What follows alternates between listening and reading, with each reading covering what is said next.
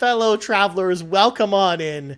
This is the RPG Cave. This is level 132. Wow. I'm one of your hosts, the level 199 human Dark Lord, Ryan Turford, and I am joined back again. Making his miraculous return, the level 199 elf battle alchemist, Dr. Garret and Ryan. How's it going, Garret? I'm no longer a ghost, as you can see. I'm not a floating head in darkness. Before we get into the three things, of course, required things from Garret Bland, Ryan, I need to ask you, this intro to Golden Sun, I see this character named Garret. Now, I have a question for you. Why is the spelling so weird? And I have a theory. It's because it's just they have a short amount of text amount for that name, so they just had to cut a letter short. And it's one R, one T. Garret, I don't know what's going on. I hate to inform you. There are longer names of characters in that game than Garret. So they spelled it incorrect. That's how they spell it in that one. Was this a translation issue? Is that? No, that's how it's spelled in the Japanese version too. Of course it is. They don't know anything. If anything, they did. The localization team, Garret, didn't do their proper due researching the correct spelling of Garret. They probably looked it up in the phone book or the baby book and saw 7 different spellings. Like, the heck with it, we're going with the shorter one because it's easier. Now, and with 1 R, 1 T. Hold the phone, Garret. Are there not Garrets that exist out in the world that have that spelling of their name? I'm sure there are, but I think they don't exist. Okay. I think they're imaginary. I think they do say that they have that spelling, but I don't believe them. Like, it's like a spam bot. It's like a troll, online. It doesn't. I mean, yeah. I'm already. I did a Google. I did a Google. No, I know you didn't. Goog, and I'm seeing a bunch of Garrets with that name. So. Okay, there's that. There's 2 R's and 1 T and 2 R's and 2 T's. Now, 1 R, 2 T's. Now you're going crazy. That's like going to the upside down. You're going crazy. Yeah. At that point, yeah. I mean, you might as well take the name Erica and then put a C and a K in it at that point. Yeah, and pretty much, yeah. It's just it shouldn't exist at all. Anyways, I'm done with that ramble. Now let's go to the 3 things ramble. Ryan, today I think you were in the vicinity. Were you witnessing this astronomical event, this solar eclipse over yonder? No, for 2 reasons. One. Okay. In Toronto, it was cloudy the whole day. You couldn't see anything. Oh, yeah, that's rough. And 2, I was working at the time, and I couldn't just leave my desk to go look at the solar eclipse. I'm sure the news is solely focused on it, though. It maybe was. Third of the time. We were live on air from Niagara Falls because Niagara Falls, Canada, that's true. The Canadian side of the border was the world. Stated was the most optimal viewing location for the eclipse. Yes. I didn't know that. So they actually, Garret, issued a public state of emergency for Niagara Falls because they just assumed 1 million people were going to just show up to watch the eclipse. That didn't actually happen, by the way, but there were still a ton of people there. So it didn't, the city was still under control. So I'm looking in the chat and I'm seeing Star Athena spell out Erica with I can't. I see a K and an H, and I'm just like, oh my god, no. What have we done here? What have we been doing here? But no, I didn't get a chance to see it because my office doesn't have windows because I'm kind of in the middle of our big building. So I'm just surrounded by walls in my office. So I was trying to look out of that window right there, but it was just I didn't have any of those solar glasses or anything like that, and it's blazing today in San Francisco. So I had my sunglasses, but it was like a millisecond, and I'm I see a silhouette, and I had to get out before it destroyed my eyes. So yeah, no, but a lot of my friends and family in Dallas, Texas, got to see it, and yeah, I saw all the Instagram stories. I saw all the cool. Were they the people though immediately Googling my eyes are hurting after the eclipse? Because that was a thing that Google reported. They're like, oh my god, Google searches for the terms my eyes are hurting, what do I do, shot up instantly. Yeah, I'm sure, because thousands of percent. I would think at least, I don't know, 1 million-ish people, or maybe a little bit less than that, witnessed that or was outside during that time. So yeah. Not everyone wearing the proper eyewear, of course. course. It's hard because like you have to be in totality in order to get your sunglasses off, and without totality, you cannot look at it. Even though it looks pretty cool, it looks like it's getting dark. You cannot look at it before it really damages your eyes. So No, it's still the sun. it's still the freaking sun. Yes, it's still too much. It's just it's as much as again this other spelling of Erica by Star Athena, and that's some eldritch darkness, dark magic spelling going on over there. Okay, so solar eclipse, yeah, that's done. Everyone's happy. Next one in like 10 years or 12 years, whatever. Yeah. Okay, the light fixture problem. As you can tell, I'm not in darkness right now. I'm not a floating head. You're not Zordon this week. I'm not like Zordon. You were 2 weeks ago. But I'm also not in the bedroom. Now, we thought that the ceiling was like, okay, we need to put a light fixture up top. Apparently, that's not the case. It's a sprinkler system up there. Oh my god. So we were like, okay, we bought a light fixture for nothing. And but yeah, that's the whole story of that. We have no light fixtures in the ceiling at all. No, you got to go invest in lamps because, like, Yeah. I think that's what we were talking about before. Like in my previous apartments, like all of them, none of them had light fixtures in the bedrooms. Like I had to go buy lamps for the bedrooms. Essentially. Yeah, we like, got a floor lamp, so yeah. it This works is the out. first apartment I moved into where every room in the apartment has a light fixture. Oh yeah, that's nice. Yeah.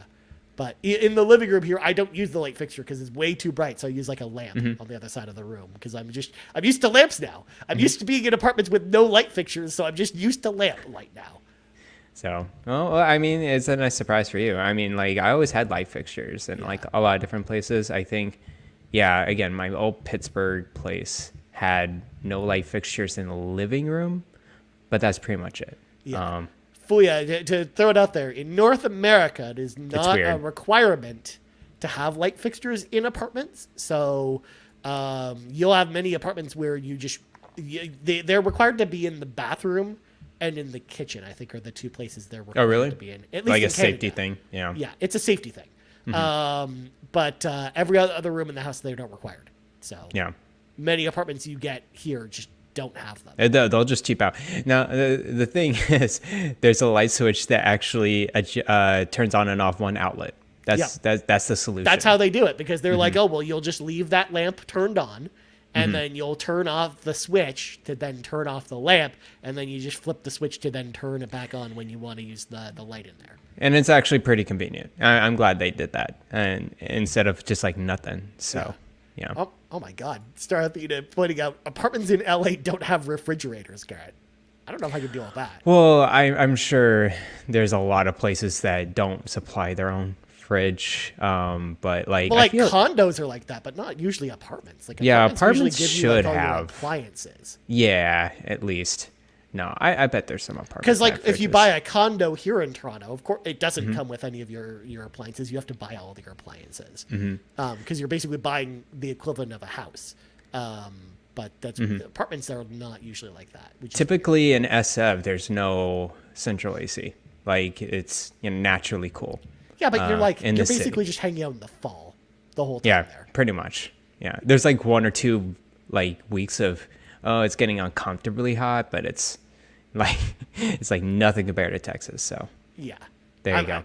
Whereas, thankfully I've got air conditioning in my place because like I'm on the 29th floor and the heat rises, which is great during the winter. I barely have to turn the heat on in here, but like in the summer, that's going to be really hot. So Definitely. Yeah. I'm going to need it. Of course, Ribo pointing out the fact that we're doing RPG housing episode 1. We're 10 Of course we minutes are. into the show. We're just Yeah. talking Okay. about housing. On number 3, it's an actual video game update. So I'm still trudging along Lunar. I'm not going to give my thoughts. No, we're waiting for the full episode. We're waiting for the full. But I want to give Ryan a taste where I'm at. Okay. I am past the non-Zob barrier. Okay. I know you Yeah. are.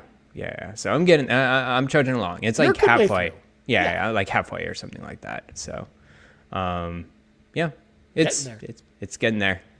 I'm excited to talk to you about it. We'll talk about it, of course, more when we do because there will be a full episode where we, of course, divest through all of Lunar together. It's kind of like what we did with Parasite Eve and Shining Force. I'm looking forward to it. Yeah, I think it's going to be a fun episode. But yeah, I imagine like after the summer, we'll probably get to that by the sound of it. Yeah, well, actually, I've been progressing a lot more, I would say, in the past 2 weeks ever than like the months before. Like, I feel like I've done most of my progression, like literally the last 2 weeks than ever before. So I imagine I would say end of the month, before the end of the month, I would say that. Yeah. Okay. But we'll see. Yeah, I know you're also busy with Dragon's Dogma too, so that's why I said that. Gosh, that game.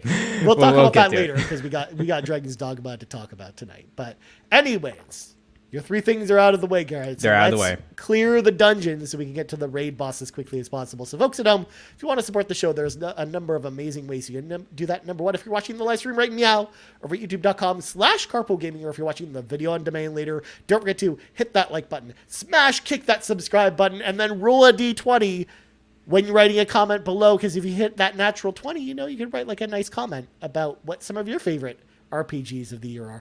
I don't know what that actually has to do with dice, Garrett. I just felt like roping that in there to make it more flavorful with role-playing games. Also, if you're listening on audio feeds, don't forget to hit that subscribe button there as well. And also rate us if you're listening on Apple Podcasts or Spotify.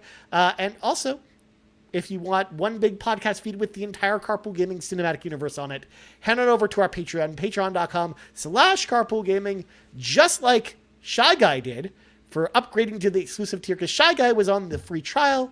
Now Shy Guy is on the exclusive tier. So thank you, Shy Guy, for joining the exclusive tier. We've also got Tim Paullin, who joined the Platinum tier. Of course, the Platinum tier, the official tier of the PlayStation Drive. Because, Platinum trophies, Garrett. I get it. Yes, I know. You remind me every time. I know. The Platinum Trophy is better than 1,000 achievements. I think it's true as well. So I agree. You just wait until I mention, Tony Baker Quest 4 Pixels podcast, because I say that every single time too.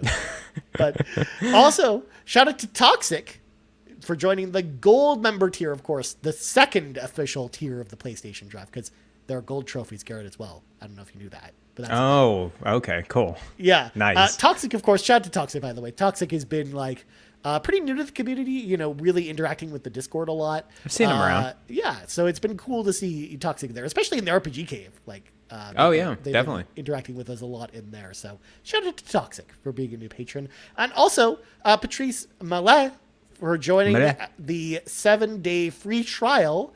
Nice. For the exclusive tier. So shout out to Patrice as well for checking out that exclusive content, and who knows, maybe you'll want to upgrade. But that's patreon.com/carpoolgaming. And last but not least, we have our website, carpoolgaming.com, where you get an RPG Cave t-shirt or any of our other merch for any of our other shows. Well, without further ado, Garrett, it's now time to read from the sacred texts, because it's that time of year again, folks. We kind of have a habit, Garrett, of doing this every quarter. At this point, we go back, we look back at the quarter that's been, or at least the year so far, because since we're in at the end of quarter one, Garrett, it's just basically the year so far in role playing games, and there's been a lot of RPGs this first quarter too. I was gonna say I had to truncate the list because there were a bunch of RPGs that we could talk about Neptunia Sisters versus Sisters and some other stuff every time. Yes, of course, but we're not going to. Because, we could do that. We could talk about every role-playing game that released in quarter one. But there were a ton of them. To your point, Garrett, I think this year in particular feels like it's actually a busier year for role-playing games than even last year was. And last year was already a huge year for games. At this time, yes. I agree. It's a lot this year. Well, even with the preview, we'll get into the preview of Q2, but, there's a lot of RPGs coming out in the next 3 months, Garrett, as well. So, goodness. Yeah, our backlogs they're weeping, and as well as our wallets. Persona 3 Reload really killed us. That's easily 80 hours for me at least. In this quarter, and it's I got so many others. Dragon's Dogma 2 and everything else. We'll get into it. So we're going to run through, of course, what we think are probably the best games. Of quarter one, and also kind of the main highlights, because some of these we haven't played yet, but I want to at least touch on some of these games to talk about if we're interested in playing some of them now that the review scores and some of the buzz is out there, because there's definitely some that I've come around on, Garrett, that I think I might be playing over the summer. So I thought it'd be interesting to talk about some of those. And we're going to start, of course, with the first role-playing game we got this year, Garrett. Like a Dragon Infinite Wealth And the reason I want to bring this one up, Garrett, because I have this game now. Oh, you got it. Interesting. I got a physical copy. I don't know if you saw this, Garrett, but this game went up for half off at most retailers. Okay. So I ended up getting this for $40 Not after bad. tax. So it was like, it was so good. So I haven't had a chance to jump in, but I've always like, you know, when I played Yakuza Like a Dragon, I just I played it, really liked the combat, couldn't really get into the story at all. But I always have wanted to give it another chance, or give just this series another chance at some point. And I've heard from a lot of people that, you know, if you didn't get into Yakuza Like a Dragon, that you should actually check out Infinite Wealth, because even though some of the story stuff might not make any sense, because there's a lot of references to some of the older games, and you might just be missing out those contexts, there's a better chance of you actually being, this is a little bit more accessible, I've heard, than Yakuza Like a Dragon. It's a lot easier to get into if you didn't like that game as much. So I was like, okay, well, I'm ready to give this series, Garrett, another chance. That's cool, man. You know what the best part about that game? It's set in Hawaii, which I think is friggin' awesome, in Honolulu area. I've been there last year. It was pretty nice.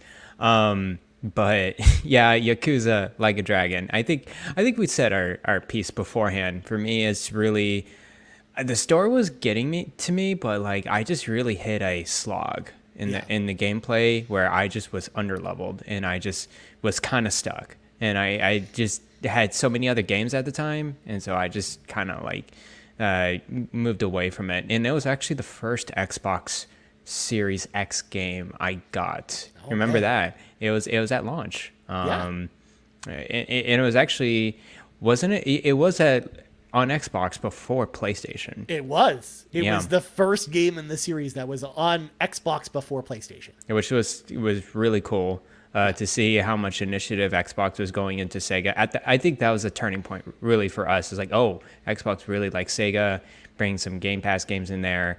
And so I'm curious about Infinite Wealth. It's just that I need to choose my battles here. Yeah. Yakuza's not my battle right now. No, I was gonna say, like, I think you and I are gonna have, you know, different battles here, and and that's okay. Like, that's actually one of the refreshing things, is I like the fact that you and I play, you know, even though we both play a lot of role playing games, I like the fact that we play different role playing games. Like, I think that's cool. So I like the fact that we have different experiences here. Just like, you know, at some point, Garrett, when you eventually finish Dragon's Dogma 2, I'm actually excited to see if you do like a conversation with someone else who's played Dragon's Dogma 2. That would be awesome. Like, I think that'd be like a really cool episode down the road. But yeah, so like Dragon Infinite Wealth, I'm excited to give it another chance.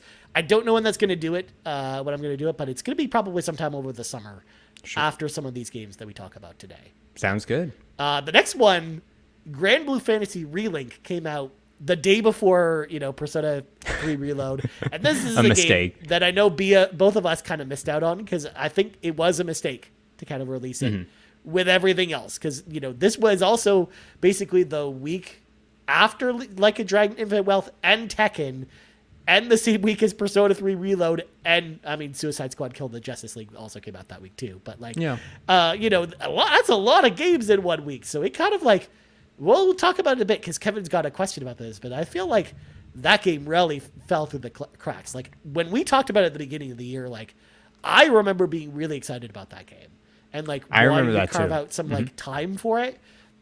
But like, after, you know, learning more about it, watching more people play it, I'd like, my interest really waned on that game. I think, which is too bad. Yeah, I heard a little bit more, like through other podcasts and gameplay impressions. It just sounded like one of those very dull, rinse, repeat type of games. Like the Tales, it has some good combat in there, but overall, it just it didn't really click with a lot of people. It was just more like one of those podcast games. Like, if you want to chill, easy, relaxing, like beat 'em up game, then you would go for Grand Blue. Now, what was really surprising about this game, how the Steam charts for this game were really high, like much higher than expected.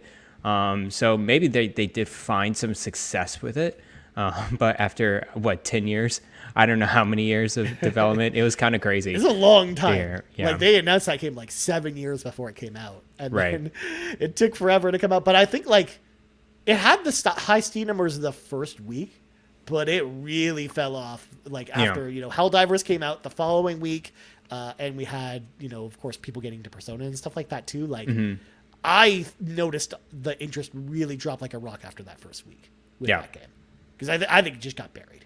But yeah.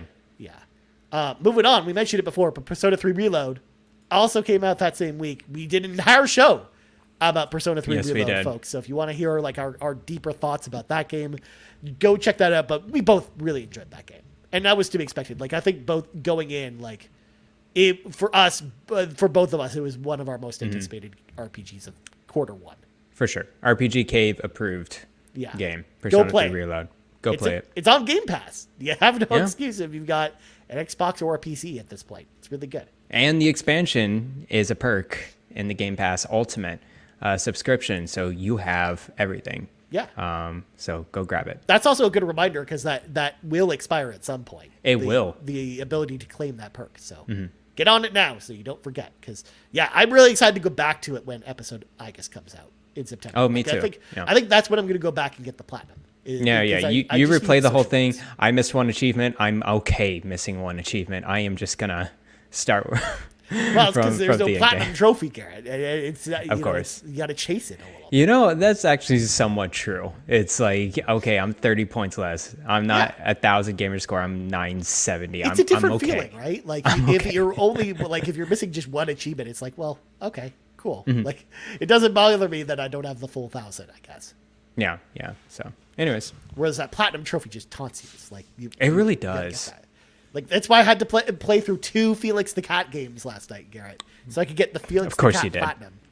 Now, I played Persona 5 Strikers on PS4, and I missed like one trophy. It was like a hidden trigger or something like that. Oh my god! And I went insane. I was like, okay, I'm gonna replay the game. I'm gonna fast forward, and I tried to like halfway go through and like see if I could finish that up, but it didn't trigger it again. I'm like, okay, I'm done. It was really aggravating. That hurts. That's almost as bad as currently in Final Fantasy 14, Garrett. I'm leveling fishing. And one of the things is I've got to go catch a fish when it's raining in a specific town. But there's no way to track the weather changes in Final Fantasy 14. So I'm just basically just sitting there in the town waiting for it to start raining. And 2 or 3 days later, it finally started raining, and I was only able to catch 3 of the 5 fish I needed before it stopped raining. And I have to wait for the rain again.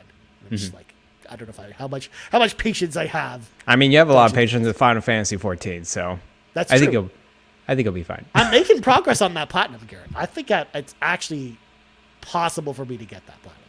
Oh, really? Okay. So, are you gonna play any on Xbox? No. Okay. I mean, now that I'm full PlayStation drive, Garrett, I can't now. That's true. Even though I'm wearing an Xbox shirt right now, I don't know. Why is it blue? Well, it's like turquoise. It's got. Why is it turquoise? Look, Xbox has a bunch of shirts. Okay, I'm sure they do. Weird colors. Okay, this is from the official. It's like from Xbox. The mixer. No, it's from the official Xbox store. Garrett. Oh, interesting. Okay, it's part of these like summer designs they had going. Okay, cool. Sounds good. But next up. Banisher's Ghosts of New Eden came out. And this was another game that I felt like just got totally buried and run over by literally all the other games that were out this month, Garrett. Because like most people missed out on this game.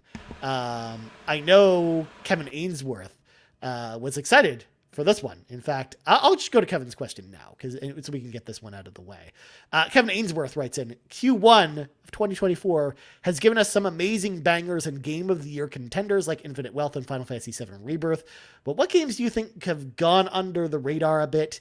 I got to give the shout out again to Banisher's Ghosts of New Eden, which was fantastic, and Unicorn Overlord, which has absolutely taken me by surprise. I mean, yeah, Banishers, I think, really fell under the radar at this point, Garrett. For sure, man. I want to play it sometime, but I think everyone's on the same boat where it's like that's a wait and see kind of sale, and that's fine. It's it's like the same team that did Vampire too. I don't think Vampire was super successful too. So yeah, I think we're just waiting for a sale at this point with Banishers, at least for me. It's really hard to catch your attention day one on the, especially with a AA game like that. Like you really just don't want to, You want to make your time and money. And of course, with Banishers, it was in the midst of Persona 3 Reload and Final Fantasy 7 Rebirth. Like, come on. All the RPG fans are over there not playing Banishers. Yeah. So exactly. Like, this is one as well, like, where I really want to play it at some point. But I just really think it's just, it released at the wrong time, I think. But like, even when at the same time, I'm also just like, when I say this, but then when I look at the RPG schedule coming up, I was like, well, the Q2 isn't much better. Like, if they released it in the middle of the summer, even, like, I don't think that would have even helped this game either. Mm-hmm. So it's just like, it's just going to slip through the cracks, I think, regardless of what happened, which is too bad. But I think, like, this and Grand Blue are, like, the two games that really fell through the cracks a little bit. To answer Kevin's question. Yeah, I feel bad a little bit about more with Banishers compared to Grand Blue, just because I just hear Grand Blue is just a kind of adult-ish game. It's, like, not really out there. But I hear Banishers is, like, it has some good... like really good stuff in there that's really great qualities that really strike out compared to other RPGs. So I am interested. It's just it's everything else, man. Everyone's trying to get our time and money, and it's just it's not in the at least for me with like the Don't Nod people. Like every time they put out an RPG, it's just like, I know you're gonna be just good and great. It's just I can't be with you day one. That's just I'm not that type of fan. So, I think, it's hard. Yeah, makes sense. All right, next one, Garrett. Probably the biggest game of the year that also happens to be a role-playing game. Final Fantasy 7 Rebirth came out. That's a big one. That's a big one. It's a big boy. Look how thick this box is, Garrett. There's a lot of stuff in here. Looks like a Lord of the Rings book. It is. It is kind of like the Lord of the Rings book, but it's got like... what you got in there? A statue? No, it's got like the steel book. Okay. For the game, and then there's like a little hardcover art book in this case as well, like the art of Final Fantasy VII. Nice. Which is cool. Do you not get the 17 inches of Sephiroth? No, is that on? Okay. I'm not that crazy, Garrett. You're not that crazy. It also came with the CD soundtrack as well. It came with a Sephiroth statue, right? The collector's edition. The collector's edition did. Yeah. This is the deluxe edition. I see. Which is that could be like the sharpest statue I've ever seen in my life. Like, sharpest statue. Yeah, like very pointy. Like you don't want to be near it. It'll slice your hand off. I mean, Garrett, I have a Goku statue from Dragon Ball FighterZ, the collector's edition for Dragon Ball FighterZ, and it might actually be the sharpest statue ever. Because Goku's hair, hair is pretty sharp, but like there's also like this like charging energy that's around him, right? And they're all like spiky and it's like super sharp. There's too many games that have collector's editions, man. Dragon Ball FighterZ has a collector's edition. Wow. I mean, it's a Bandai Namco game, and almost every Bandai Namco game has a collector's edition of some kind. I mean, One Piece Odyssey had a collector's edition, right? Which is unbelievable. The Jujutsu Kaisen game got a collector's edition, and that game got has like a 40 on OpenCritic. So, jeez, unbelievable. But okay, Final Fantasy VII Rebirth. Yeah, I mean, neither of us have played it yet. It's on my list of things to play over the summer, but this one is like higher on the list. This is like high in the queue for me to jump into because everyone loves this game. And also like the things I've heard about it where it's like much more like the original game and not so much having like the weird story stuff. I'm like, yes, please. That's exactly what I want from 7 Remake. Like I'm okay with some changes, but like not like the sweeping changes that they did with Remake, especially because a lot of it felt out of place and kind of like padding. So, it looks fun. I'm happy for the people that are enjoying Final Fantasy VII Rebirth. Yep. It's one of those things. I'm so glad it's not my battle right now. Yeah, it's such a long one too. It's like 80 hours for that game too. Yeah. So I'm good. Yeah. And then of course the next one, Garrett, came out early in March. In my last physical, of course, Unicorn Overlord came out, and I love this game. I've talked about it a lot on the PlayStation Drive. Maybe I'll do like a Unicorn Overlord episode at one point with someone. But I actually really love this game. I still haven't finished it yet, mainly because... Is it a long game? No, it's not super long. It's probably about 30 to 40 hours you can finish it Not in. bad. I'm like 3 battles away from the end, but just I don't know what has been lately, but I just haven't had the motivation to go back to it. Because you know what happens, Garrett, if you put like a RPG down for like a certain time, like a certain time period, and then it's so hard to go back to it. Yeah, I understand. Like that's kind of how I feel about this game. But I loved it up until the ending part that where I'm at. Like the tackle combat's super fun. It's a beautiful game. It's got great music. The only kind of weakness is the story. The story is just okay in this kind of game. Okay. It's very kind of predictable, but it's a great. It's definitely a great strategy role playing game for those that like strategy role playing games. It's also the only strategy role playing game that's really come out this year, Garrett. So That's true. I mean, fans of strategy role playing games, that's basically your one default choice at this point. Yeah. I see it on sale pretty recently, so it's only a matter of time where It's half off right now, kind of like Yakuza was. Yeah. So it's only a matter of time where I just like I'll get it on a good sale. But it looks so good. I played on the demo on Switch, and on Switch the performance is great too. I'm just like, okay, that's a slam dunk. Looks good. It's a game that I know, Garrett, that whenever you get around to playing it, you're going to love it. Like I think it's very much a game that's up your alley. Yeah. And I know Kevin Ainsworth also playing it right now and also really enjoying it too. As well as we have a bunch of members of our community, Garrett, who actually have gotten behind Unicorn Overlord, and they're actually really enjoying it too. I feel like in our circle of people, more people are playing that game than Dragon's Dogma 2. Yeah. I was kind of surprised by that. I was just like, even not even in the Discord, it was in Twitter too. Like, I just see so many people playing this game. I'm like, wait, what? This is supposed to be like, like the underdog, Like I was the screaming mad person yelling like for people to please play this game when it comes out. And it finally came out. I guess it paid off because everyone's actually playing it, and they actually announced that that it reached 500,000 in sales, which is good for a game like this. Like that's pretty good. Couple weeks, for a game that's as niche as this, like I think you're right, Garrett. Like I think a lot more people are jumping on this than we kind of anticipated. Which is good. I think it's a great game, and I'm glad people are actually playing it. And I think now that it's on sale, I think it's going to get even more people in the door to check it out. So for sure. Yeah. Next up, of course, we got Final Fantasy 14 on Xbox. In my travels, Garrett, in Final Fantasy 14, have been seeing a ton of new people in the game. So cool. Which is super awesome. I know that we don't have too many people in our community that are playing on Xbox. I know Bowser is, which is super cool to see. But I don't know how too many other people who are playing on Xbox specifically in our circles. But I've been seeing a lot more people because like when you queue up for random instances and stuff, I'm always seeing a lot of new people, and they tell me they're on Xbox usually in the chat, like because I'll usually ask about it. So it's been cool to see a bunch of new people checking out the game, and I think definitely the Xbox boost has really helped the player count. So. Oh, that's nice to hear. I was weary about it because.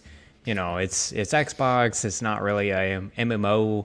It's a console first, so it's not a huge MMO crowd type of people. And then Final Fantasy as well. So, but it's good to hear that a lot of people are jumping on. Maybe with the new accounts and the Game Pass perks helped out a lot. So yeah, super cool to hear. Too. Yeah, because the main reason you asked me about why I'm not playing on Xbox is just simply I don't want to buy the game again. I already own it on PlayStation, and I just don't feel like buying it all over again.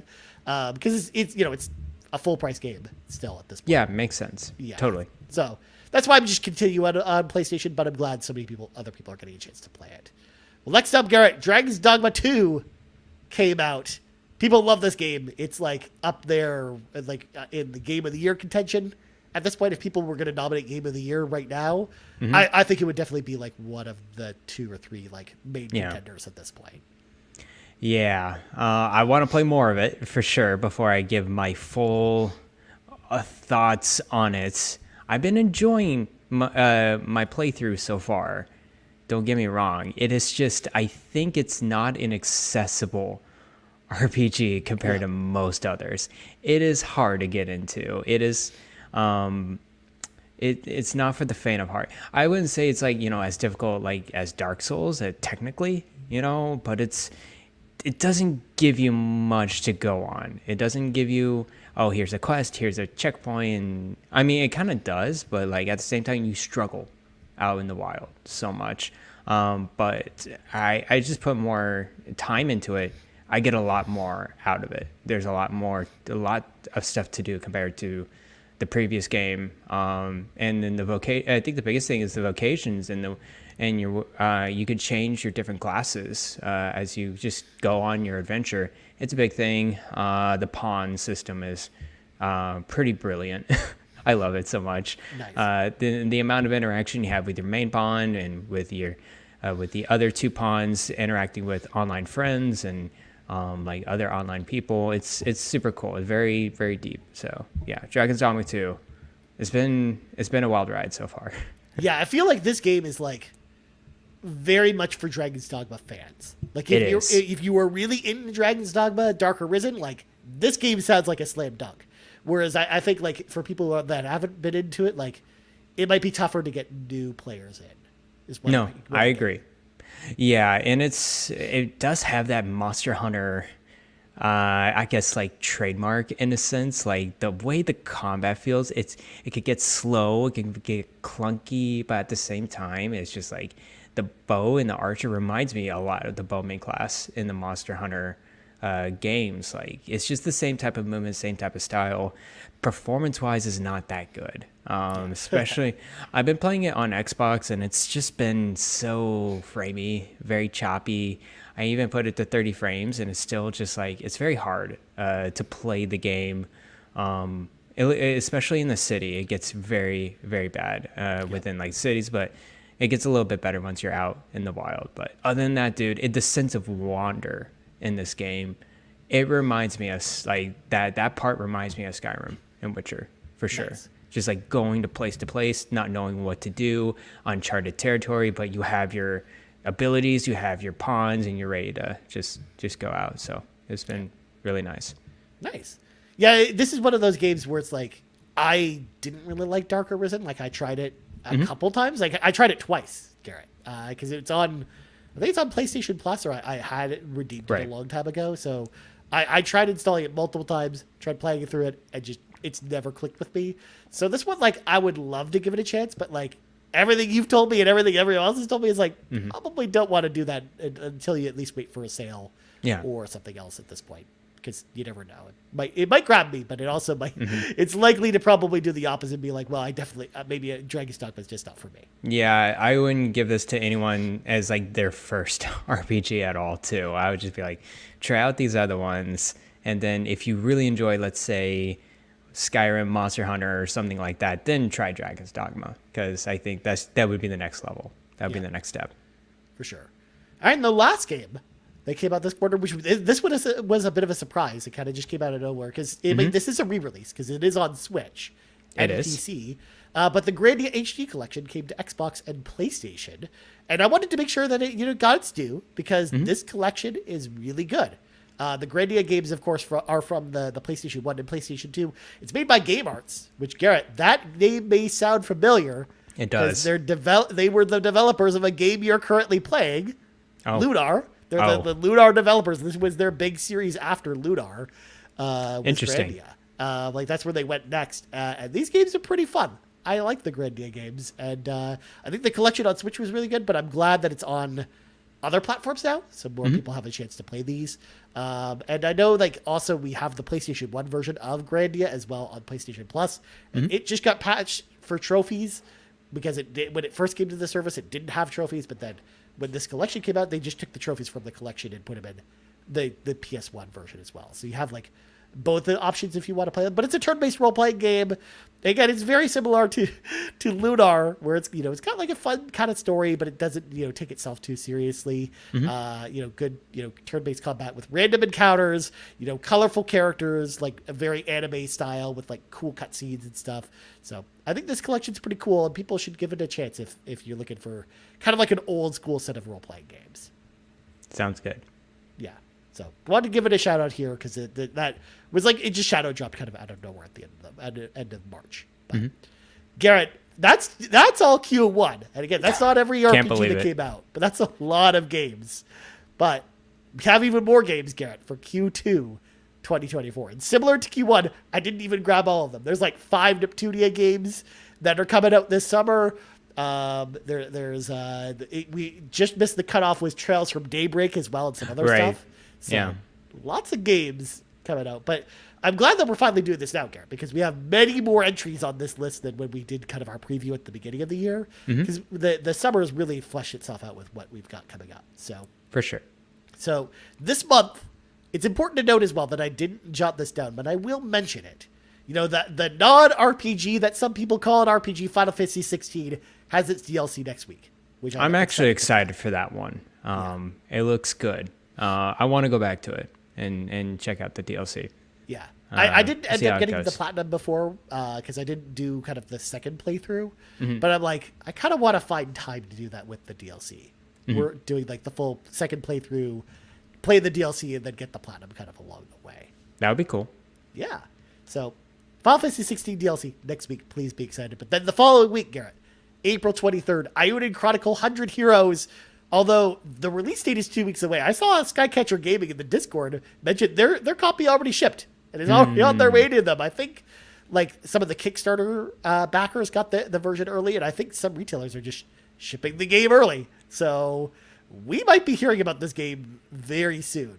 Yeah. People just with impressions of this. Which is super I'm cool. looking forward to it, man. And yeah, of course, as we always say, out on Game Pass day one. So Yeah. I'll check it out. Yeah, See I how think it a goes. lot of people are checking it out because I know on the PlayStation Drive, all four of us mentioned on the show this week, we're all going to be playing it. Cool. So, yeah, I think a lot of us are going to be playing that game, and I'm excited. That's like the next big RPG, of course, is Ionin Chronicle. But Garrett, 2 days later, we got Saga Emerald Beyond on April 25th. I bring this one up all the time. You keep forgetting that this game's coming out. I talked about this gem on the PlayStation It's a Drive gem, this week. sure. Because there's a demo for it out right now, Garrett. I don't know if you played the demo. I actually downloaded the demo. I my haven't God. played it, but I Now, downloaded it. What platform did you get it on? PlayStation. Okay.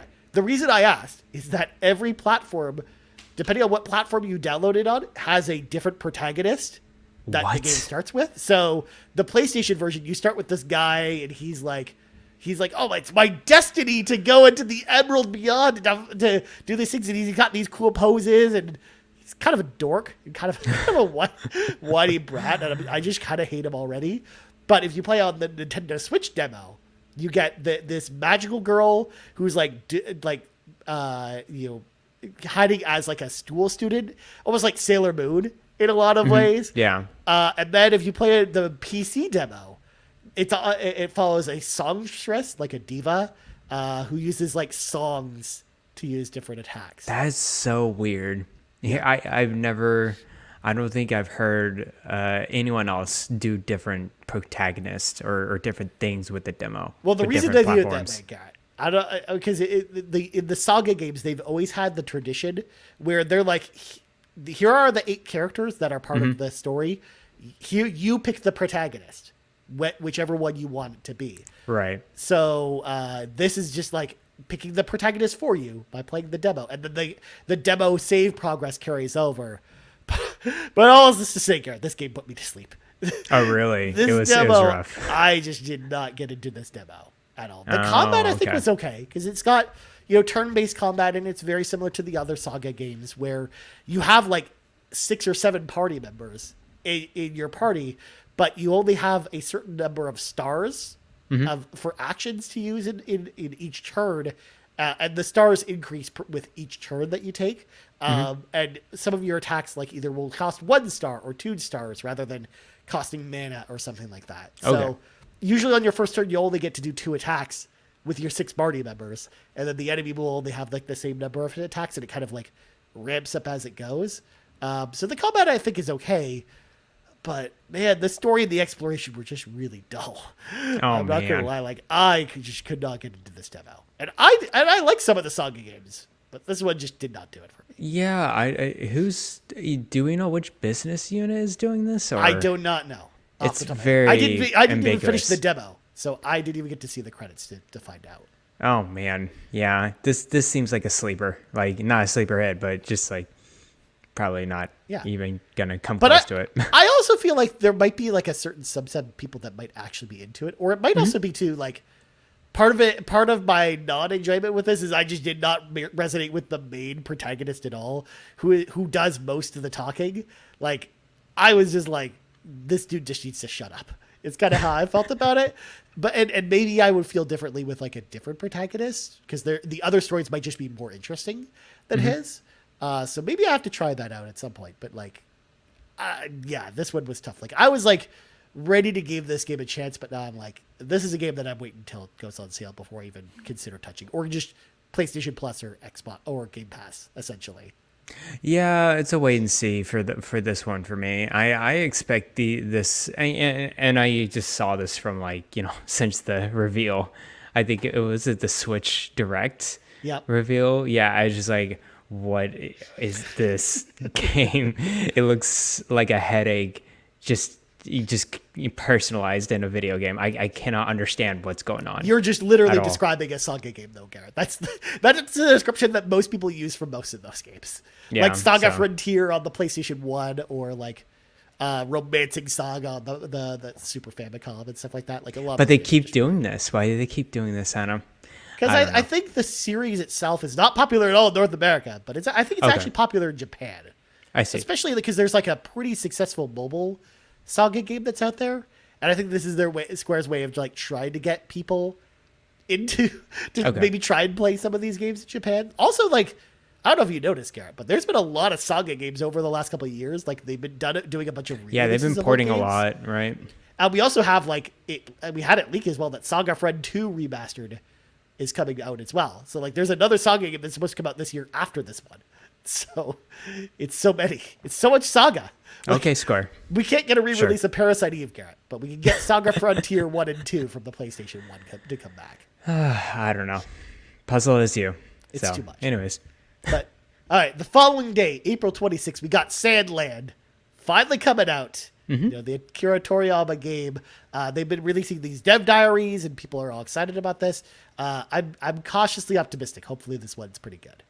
Yeah, I played a little of the demo. It seems like a sandbox type of demo. It doesn't carry over or whatever. It just kind of gives you used to the vehicle combat and the person combat. It does feel like a B tier / C tier JRPG with some cool, fun vehicle combat. And I'm just like, okay, cool. Yeah. And a lot of sand, of course. It's called the Sandland. It's a wait and see for me as well. I think a lot of people will pay attention to this though, because this was Toriyama's really like last video game he worked on. I'm sure one of the last pieces of art he worked on.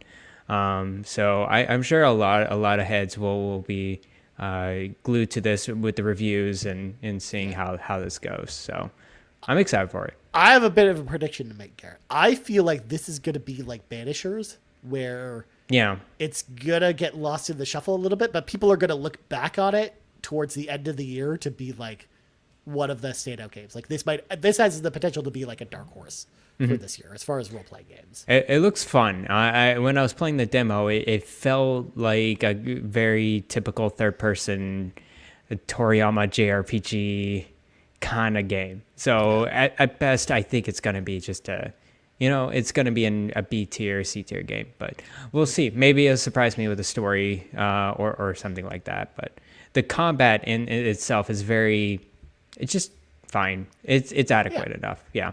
Yeah, for sure. I'm hoping it's good, but we'll find out soon because like we don't have too much longer to wait. But that's a big week. 3 big role-playing games in 1 week, Garrett.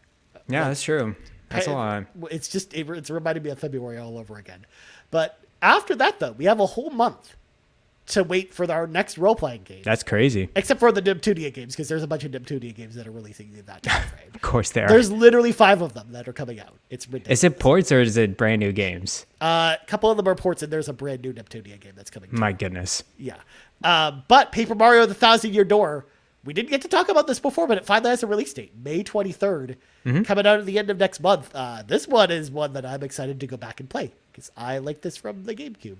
And I'm excited to play some Paper Mario: Thousand Year Door. The Mario RPGs are pretty fun. So I'm excited about this one. I'm excited that more people are going to get a chance to play this one too, because like the GameCube copy is very expensive. So I think a lot of people just haven't played this game. So I have not, and I want to play this. So yeah. Yeah. I'll be there. Definitely. Also, I feel like this is going to be like one of the top selling role playing games this year, like along Easily. with Final Fantasy. Like, yeah, it's Mario. It's also like a game with a very positive word of mouth as well. So there you go. But next up, Garrett, it wouldn't be at one of these shows if we didn't talk about the Elder Scrolls Online getting another expansion. Of course. The Elder Scrolls Online Golden Road comes out on June 3rd. I'm not going back for this one, Garrett. At this You're point. not? Oh, darn. Yeah. I've been off the road for quite a bit, so I think I'm good too. I'm just, man, they have something every year. I did hear some rumors that, definitely ZeniMax Online is working on other things. So, yeah, Elder Scrolls is still chugging along, but I wouldn't be surprised if they announce something, some other MMO that'll be a different franchise, a different thing. So I'm very curious what that is. Yeah. Of course, Seth pointing out, not to be confused with Elder Scrolls Online, the Yellow Brick Road. No, I halfway believed you that was an actual expansion because they have so many expansions now. No, they do one literally every single year, which is Once just a year. Yeah. really crazy to me. Yeah, and when I see what they do to it with these expansions, it's more like here's an extra piece of land, all the different quests. It doesn't really, I would say, put in like so much effort into like what you see with Final Fantasy 14 or anything like that. They just, here's some more quests. Here's a different spin-off mechanic that every streamer wants to min-max, and that's pretty much it. Well, they usually give you, new zones, new storylines, and stuff like that. Like that's usually things. Every once in a while, they'll have like a new class, stuff like that. But yeah, for the most part, it's very, very small. I do have to say though, they have decent sales with their expansions, all the time. So no, people are really into this game still. So like especially like of the two, games as service games that ZeniMax has, like this is definitely the popular one. Because like Fallout 76 has like its fans, but not as many fans as this does. Yeah. But believe it or not, though, Garrett, I'm more likely to probably go back to Fallout 76 than I would be to go play Elder Scrolls Online again. I understand. Yeah, especially with the Fallout TV show, which is coming out next week, Garrett. Or sorry, this week. Is it this week? It's can't on wait. Thursday. Yeah. Oh man, I need to watch that. Yeah, definitely. I'm excited, man. I can't wait to watch Fallout. When is the next gen update of Fallout 3? It was supposed to come out last year, and who knows? And people have been saying, oh no, wait, was it Fallout 3 or 4? Oh, it was 4 that they were going to do a console update. Yeah. They Seth announced points that. out they pushed up the release date. It's actually now on Wednesday. Oh my gosh, it's like right there. Let's go! I'm excited. I'm excited to watch. It looks great. Yeah. We'll have to talk about it at some point. I don't know how we're going to handle that, Garrett, but we should we should talk about Fallout, the TV show, at some point. Oh, definitely. Yeah. But this next one surprised me. Monster Hunter Stories is coming to Switch, PS4, and PC. Wow. But then also Monster Hunter Stories 2: Wings of Ruin is also coming to PlayStation 4 on I think June 3rd, like the same day as Golden Road. I am excited to actually pick these up again, Garrett, because like one of my problems with Monster Hunter Stories 2 on the Switch was how it performed, and I was like, well, I don't want to buy this again on PC. But like there's a collection now where you can buy the collection on PS4 that comes with both Stories 1, which I never played on the 3DS, and Stories 2. So I'm like, heck yeah, I'll pick this up and give both these games a chance again. Like I'm excited for this. I'm excited for you. I'm excited for a lot more people having access to these two games because they're wonderful turn-based RPGs. I played them on Switch and 3DS, and I've had my fill. It is, I would say it's probably the second best monster catching-ish game. Like, I don't think it comes close to Pokemon, but it has some cool stuff. It has some cool, unique mechanics going on. So, yeah, I encourage anyone that's into that type of stuff, do Monster Hunter Stories a try. Yeah. I'm excited. Like I said, I'm excited for it, and I'm glad more people are just getting a chance to play it. It's weird that it's not coming to Xbox, though. But I'm glad it's at least coming to PlayStation. Well, I'm not surprised because Monster Hunter, the next one's not coming to Xbox, is it? I think it is, actually. Oh, okay. World also came to Xbox as well. Well, it did, but I hear, like, Well, okay, we'll see when we get there. But I'm hearing rumblings that like, or I've been reading like a little bit of rumors like they're not sure, if they want to go over to Xbox. But maybe the new Monster Hunter mainline game for sure. But Yeah, maybe I know for sure the mainline one they already announced it's coming to Xbox. Okay. Yeah, but we'll see. But next up, speaking of double dipping on games, Garrett, Shin Megami Tensei 5 Vengeance, June 14th. This one I actually pre-ordered. The physical edition comes with a cool steelbook, but also this is the game that I really wanted to give another chance to, because like similar to Stories 2, like the performance on Switch was really bad, and I also love the sound of what they're doing with like the extra story, like the Vengeance kind of game that's included in this. So like I'm really excited to check this one out again this summer. But I hate this. I know you're not going back because this is like the biggest slap in the face, I think, for early adopters like me. It's a weird word saying early adopters because it really wasn't. We were the Shin Megami Tensei people. I know a lot of people are gonna get it again, or gonna buy the game. They're gonna be happy doing that and replaying the game. But I think also there's a group of people like me. It's just like I had my fill with one playthrough. Yeah. And it kind of sucks that, okay, you're going to have to pay another $60 to get this beefed up, enhanced, extra playthrough of Shin Megami Tensei 5. And I'm like, you know what? No, I'm not going to allow you to do that to me. I'm not going to buy it day one. I'm not going to do that. So... No, it's the same argument a lot of people are coming up with, even with Persona now, with the Royal Editions and stuff too. Like with Persona 6, like the question remains: do you buy Persona 6 day one, or do you just wait for the next, like the Royal or the Vengeance version of that? Right? Yeah, and that the difference between Persona 5 and Royal, how many years was that? Was that 2 years?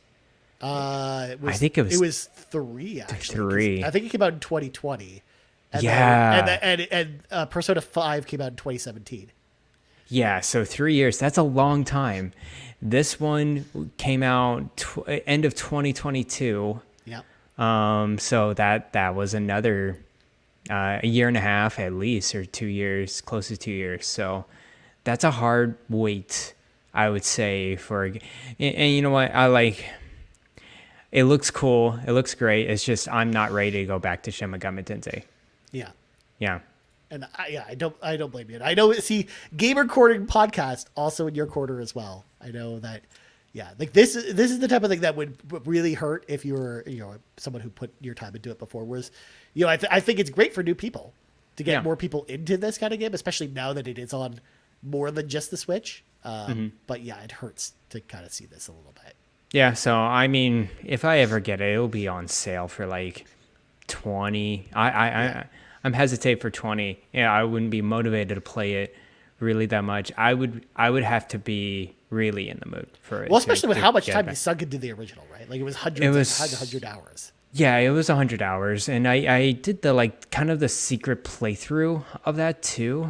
So it took a little bit longer for me. But man, dude, just like I got burned out at the end. I was just like, I'm kind of done. It was great. It was a great game to experience and go through. It's just I can't go through this weird half-second playthrough for another $60. So I'm good. Yeah, I remember the horror deal where you're just like, I just want this game to be over. Yeah, pretty much. Make the game be over, please. But next up, speaking of long time between releases, Garrett, Elden Ring came out in 2021. But its DLC is finally coming out this year, the year of our Lord 2024. Elden Ring Shadow of the Erdtree, June 21st. Was it 2021? No way. Hold on, I'm checking that. I mean, maybe it's 2022. Maybe I don't. It's 2022. Yeah, it was early 2022. So okay. Still 2 years. You're right. It's been a long time. That's a long time for between DLC and the main game, though. But yeah, I'm interested in how this one turns out because. I liked Elden Ring, but I didn't finish it. But I'm like, is this the thing that makes me go back to Elden Ring? Maybe not right away, but maybe down the road if I ever revisit Elden Ring, I'm excited to check this out. But I see a lot of people excited about this one, Garrett. But Of course, a lot of people are excited. Those are all the Dark Souls fans that plays every single Dark Souls kind of Bloodborne video game they get their hands on. So I'm not surprised. There's going to be a lot of people on this DLC. I still want to play Elden Ring, but I'm not super, it's not on the top priority list right now. Yeah. But good to dive into it sometime this year, though. That'd be good. For sure. And then exactly 1 week later, Garrett, the most anticipated release of the summer, Final Fantasy XIV John Trail, the newest expansion for Final Fantasy XIV, comes out. Of course, this is early access for the pre-orders. If you pre-order the game, you get it on June 28th, regardless of what version you buy. Cool. July 2nd, if you don't pre-order. But we just assume that we just call the release date June 28th at this point, because, I mean, why would you pre-order? Or because even if you can just buy the game after the early access date comes out, and you still get access to it. Yeah, that's a weird one. That's a weird thing to say. So, but I guess that's just a weekend, like the weekend. Yeah, you basically get it on the Friday, and then it comes out technically on the Tuesday. Yeah. Oh man, did Starfield do that? I think Starfield did that. Starfield did that, but it was locked behind the collector's edition. Yes, it was. Whereas this is not. Was it digital deluxe edition or something? Well, yeah, the digital deluxe edition, but this is not. This is just any version of the game. That's nice. As long as you own Dawn Trail, whether it's the standard edition, collector's edition, digital deluxe edition, you get the same day, June 28th. Cool. So, I am so stoked for this. I know a lot of members of our community are also excited about this, and I can't wait to finally play it and play this next expansion. It's always exciting when a new Final Fantasy XIV expansion comes out, because there's going to be so much new stuff to do. And the story is starting fresh this time, too, because they kind of, wrapped up the big story with the last expansion. So this is starting like a brand new big storyline. So I'm excited to see how this turns out. So June 28th, I'm excited. Excited for you, Ryan. Thanks, Can't man. wait to, you be locked behind 3 or 4 months of Final Fantasy 14. Trying to finish this up. Just get ready for it, Garrett. Just get ready for me to just drone on and on and on about it. Can't wait. Yeah, so Q2 2024, Garrett. That's a lot of stuff just in the next 3 months to look forward to. Again, there's also a lot of stuff in July, but we'll talk about that next time we do this. Sounds good. Yeah, and then of course the rest of the year still hasn't even been filled out yet. We still don't have a lot of releases for September or October kind of lined up. I think we're gonna get a lot of that at Summer Game Fest over the summer, or at Nintendo Directs or whatever PlayStation or Xbox have coming up. So RPG fans are eating good this year, I think. I think so too. There's so many good games to get through. But there you go. So that's the end of our preview. But Garrett, we got a couple questions from the NPCs before we go, the non-podcast characters. We'll start with Skinny Matt, who says, since everyone is playing RPGs released this year, I'm working on my backlog. I'm currently playing Yakuza Like a Dragon since its sequel, Yakuza Infinite Wealth, came out earlier this year. Are you playing any older games that have or had sequels that released or are releasing in 2024? I mean, I'm personally not, but Garrett, I know, will be when he finishes Lunar. Yeah. I'll definitely be playing Final Fantasy VII Remake when I get to it. I don't know if it's gonna be this year. You know me. I was gonna say you're gonna be playing 7 Classic, I think, next. I will be playing 7 Classic. So it technically counts in the criteria of this question. Yeah. So it will be kind of a full-on trilogy going on. So yeah, after Lunar, I'll play Final Fantasy VII Classic and then Final Fantasy VII Remake. Go through that experience. I don't know the pacing of that though, because it just depends on my mood and if I want to take a break in between games. That's just totally up to me. I do want to play Persona 5 Royal. That's really on the top of my mind after Persona 3 Reload. So I hope that's this year, but I can understand it could be next year too. Yeah.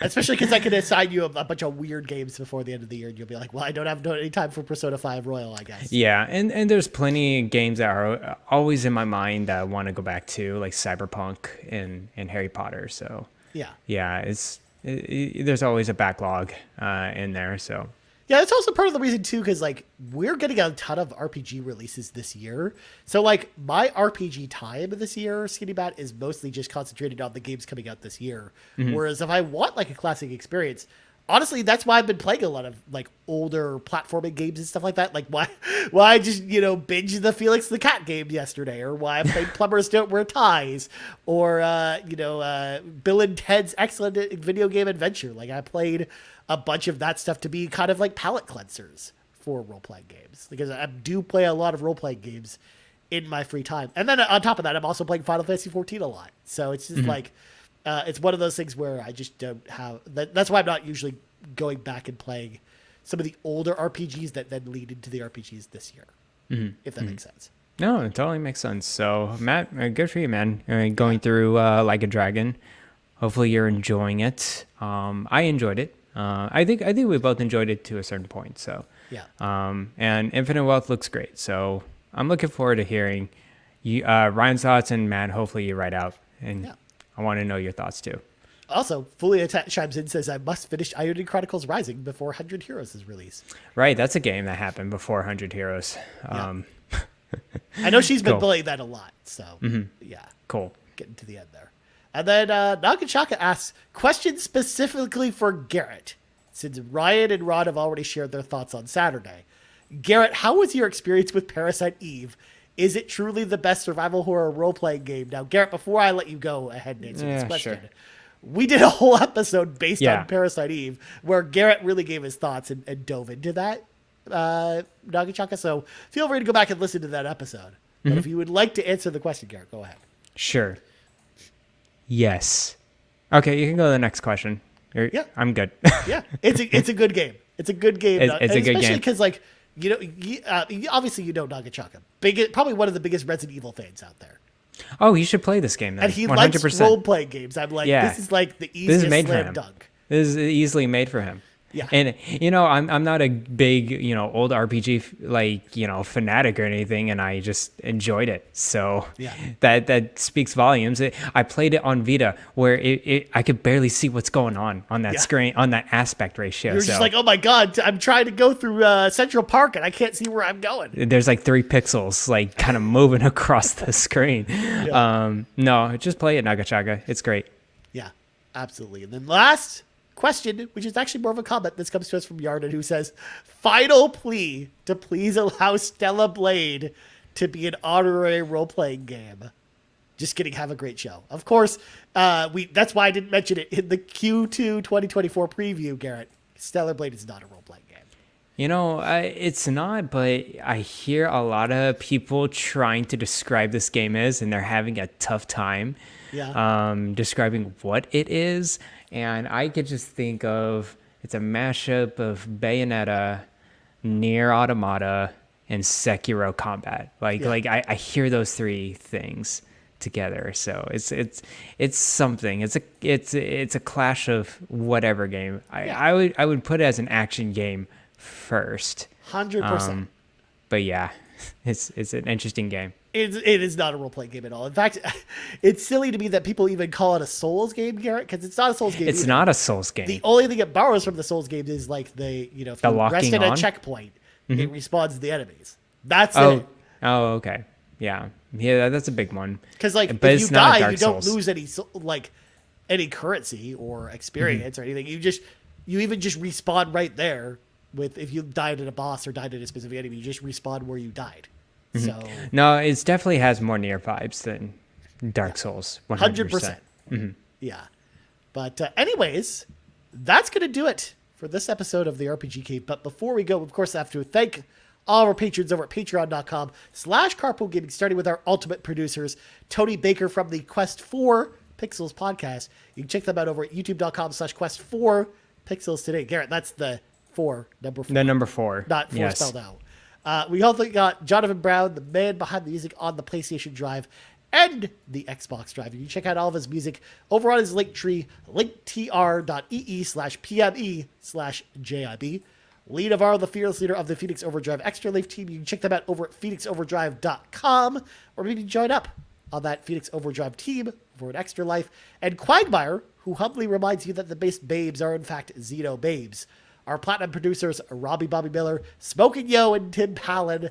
And our gold members, Adam K, Anna, Awesome Dave 1337, BobLoblaw, Brad Moore, Brian Reese, Cecily Carrozza, CrocoKyle, Dan and Luma, Dannohh, Emily O'Kelly, Yum32, Marcus O'Neill, Peje EP, Tim Aulph, and our newest gold member, Toxic. So shout out to all of our patrons over at patreon.com/carpoolgaming. If you want to hop on the car with us, head on over there and choose the tier that's right for you. And Garrett, plugs go. You can follow me at Twitter at BlaneExplosion, and you can also find me in the Discord. I'll be reading your messages. I see Savoy Prime always sharing random stories in the RPG cave. And you know what? Good for you spreading the good RPG love over there. And if you ever want to talk PC handhelds, my messages are always open. What a nice young man that Savoy Prime is. As for me, you can find me on the old Twitter at Ryan Turford, aka X at Ryan Turford. You also find us on X at Carpool Gaming, right here, youtube.com/Carpool Gaming. Of course, podcast services around the globe. So, for Garret Bland, I'm Ryan Turford. This has been the 132nd level of the RPG Cave, and we're out. Bye-bye.